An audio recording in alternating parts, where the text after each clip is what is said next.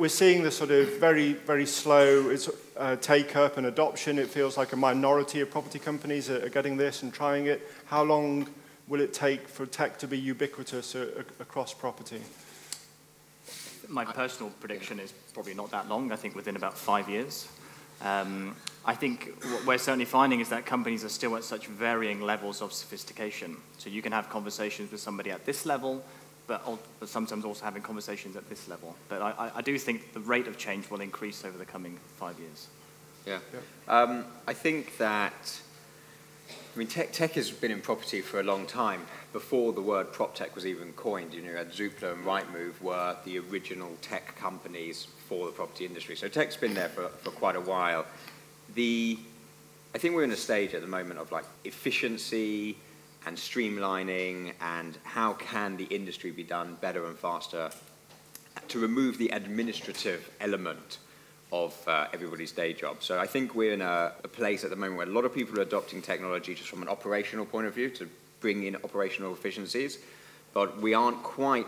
A small anecdotal for 5G. So they say that 5G, one of the main things is going to be the handover from Wi-Fi to data is going to be a seamless handover. And I don't know if anyone's ever had, they're on a Skype call or on a conference call and they walk out of the office on Wi-Fi and then it drops the call because you're transferring from Wi-Fi onto data. I think that's going to change my life. So I would say that. No, it's good. It's about the practical application. Anybody else? Observations? Anyone tracking 5G? I understand it's going to be difficult to roll out in London, so I wouldn't hold your breath for 5G anytime soon. Right, okay. I think the first test case just been launched in Salford, so if there's anyone from Salford wants to argue back on that, then please feel free. And I'm interested in sort of, we're in Q4 now. There was a lot of expectation for 2018. It was going to be a massive year for PropTech. Your own sort of sales experience this year compared to last year, how things are going. Is it getting easier through the sales process? A lot of you work across Europe, EMEA. How does the UK compare? Any observations on that? Yeah. I can jump in there, and I suppose I mentioned it earlier, and we've been working in the PropTech space for about 17 years, and we've seen a progression over that time. And definitely in the last 2 to 3 years, there's been a massive uptick in just the amount of attention that's given to technology and property. And I was having a conversation while we were sorting out our tech issues with Josh over there, just around, I mean, look around. This event didn't exist not so long ago. These types of events didn't exist not so long ago. So people are definitely taking notice, and that's translating into the sales cycles. So definitely seeing far more activity in terms of people's interest being piqued, not just in IT departments within real estate organizations, but actually across the board. So you have business lines, business division heads coming to you asking about technology solutions, which wasn't necessarily the case before. I think with that interest also comes a situation where there are almost so many companies in PropTech now. How do you decipher between them? How do you choose what's right for you and what's not right for you? And I'm quite interested to see what James Dearsley builds with Unisu, because he's ultimately building a kind of global database of PropTech companies. So it'll be interesting to see how that plays out. Anybody else? I think, well, from a revenue standpoint, it's considerably higher than last year. I think the UK market is saturated with PropTechs. We work across 10 countries. To be honest with you, the UK is not the easiest place to do business as a PropTech. I would say the Nordics, people there are just willing to try new ideas, try new technology, just give it a go. More focused on the value the technology can create. The UK is, the conversation is usually, how much is this going to cost me? As opposed to what's the value going to create. And there seems to be, the procurement here seems to be more bureaucratic, perhaps, compared to Europe. Yeah, I would agree. I mean, and I can compare it to the US because we do a lot of work in the US, and there's definitely a slightly different attitude to trying things out. and doing that a lot faster. There's a far shorter sales cycle in the US compared to the UK. And what we're seeing is a lot of companies in the US actually are putting aside funding to try out new technology. And yes, that is happening in the UK, but to a far lesser degree. And I think what that's resulting in is a far better understanding of what's out there and what's actually going to work for those particular businesses. So I think there's a lot of work that the UK needs to do in catching up with that mindset. Okay. Please do feel free to put the hand up if you want to go analog and ask a question. No? Okay. There's another one on Slido. I mean, we're seeing the sort of very, very slow take-up and adoption. It feels like a minority of property companies are getting this and trying it. How long will it take for tech to be ubiquitous across property? My personal prediction is probably not that long. I think within about 5 years. I think what we're certainly finding is that companies are still at such varying levels of sophistication. So you can have conversations with somebody at this level, but sometimes also having conversations at this level. But I do think the rate of change will increase over the coming 5 years. Yeah. I think that tech's been there for quite a while.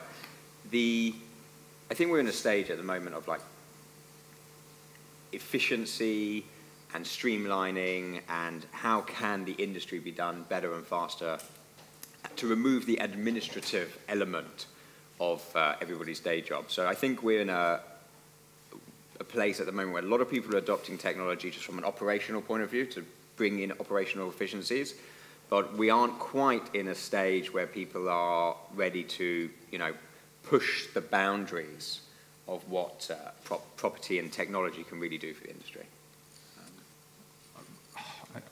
I think tech has been in the property since property's been around, to be honest with you.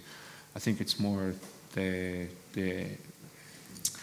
mobile applications and IoT and the insights that those two particular technologies provide for end users and tenants, so they can start to use their space in a slightly different way.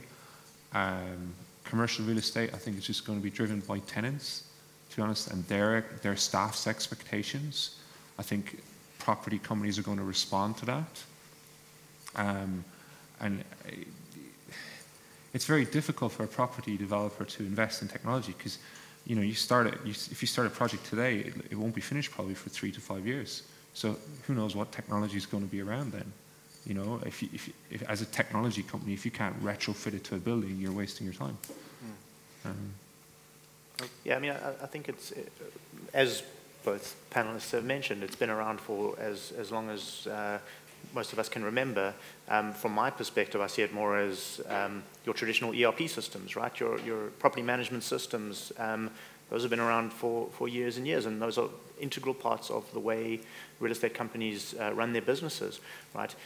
What's going to happen is that change, right, and that rate of change and the ability for companies to keep up with that change so that they're constantly at the competitive edge of the market.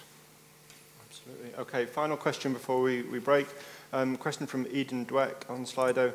Of the businesses who you're selling into now, how many are just using tech as a plaster? How many are rethinking how their businesses operate digital first? So I didn't answer on the question before about, what does 2018 look like for the industry? Our client base has definitely changed, that's for sure. If I look at the types of clients we sold to in 2015, 16, 17, it was like dredging through mud. It was very hard. Companies were not ready to understand. I don't think companies had really got a grip on what does technological change mean for my business. I think in today's world, almost every company is fully aware that their property company is aware that their business is not going to look the same in 20 years' time as it did look 20 years ago. I think everybody's at that point. Whether they've fully implemented strategies of how they're going to navigate that uncertainty is different, but they are definitely going down the road of asking the right questions. Your point on what value does it bring, we are definitely getting questions of what value is this going to bring to my business on an inherent level, not just oh, is this going to be a plaster for the next 6 months while the market's a bit stagnant? We're seeing a very clear line where people are saying, if I make these changes now, whether it's Matterport or other tech services, they are definitely making decisions of, if I make this change now, how is it going to future-proof me for the next 5 years? We're definitely seeing that. I don't think that companies are now thinking about strategy as a kind of siloed digital strategy and a non-digital strategy. I think they're just thinking of strategy in its broadest sense. And I think we can see some of the changes happening in terms of how companies are responding. For instance, they're bringing in people like Daryl Palmer as Innovation Director, people like Jonathan at L&G, so people to kind of own that journey and advise the company on how they should be responding to the rise of PropTech. I mean, I think people are definitely thinking about that, but in terms of what's actually happening from a technology standpoint within the organization, I think most technology solutions are absolutely a plaster, just holding things together. And in a lot of instances, it's actually what we're selling. We're selling a plaster to get you through the period with a technology solution, so that when that strategic thinking turns into a reality, you actually haven't been left completely behind, and you've actually had a technology solution that gets you there, and you've got an ROI on a shorter period of time regardless. Yeah, fantastic. Final observation? All I'd add is that I think every company in their strategy, digitalization is part of it. But what I would have noticed in the last 2 years is technology has gone from a nice to have to show me tangible examples of how this is going to improve my business. And as a startup, being able to thread the needle through the needle or whatever it is very important. Okay, easier said than done. Yeah. Okay, thank you very much. If you join me in thanking our... one final question yet? Is the mic coming to you now? Sorry, I just was interested about... I find that prop tech companies don't collaborate with each other. I come from a science background, and we share our results and things like that.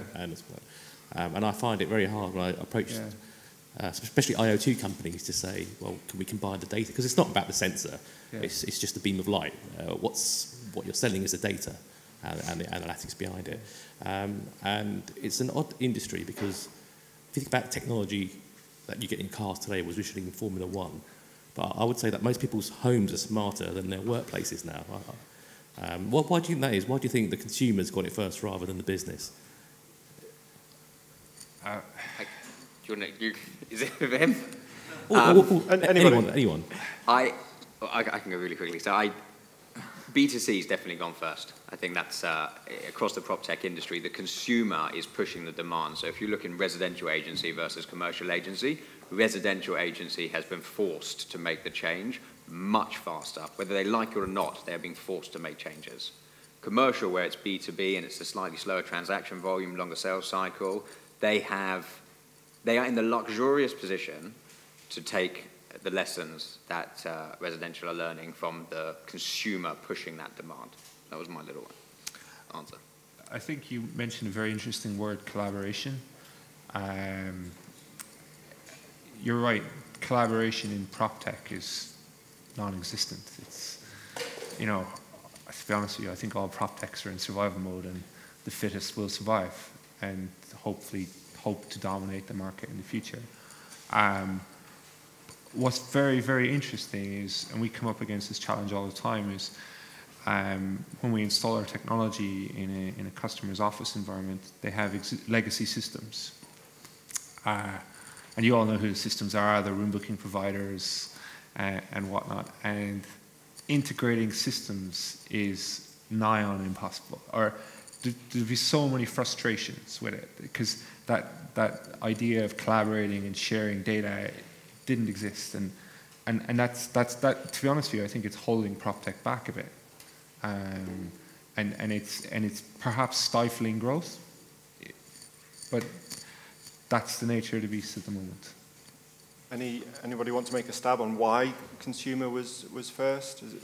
I mean, to me, I think it's a legacy mentality, right, within industry, because within industry, we're bogged down by this this attitude that the way we've always done things has always worked and will continue to do so. In our own personal experiences, it's far easier for us to try things out and see the immediate benefits of that, right? So I think there's an element of that where we've got organizations that have been around for years and years and years and always done things the way they've done things, and there's a resistance towards trying different new technologies to assist in that, which is far easier for a human being to try out and in their own sort of personal lives. So I think there's something in that regard to do with it, but that's a dangerous place to walk down, because as we've seen with all of your large use cases around traditionally strong businesses that have been dramatically disrupted and replaced by tech-enabled startups, it's something we need to think very carefully about and move towards actually experimenting with that technology and getting a lot better and more consumer-driven around it. Fascinating point to finish on. I'm sure the conversation will continue over coffees. Please do join me in thanking our presenters this morning and the panel.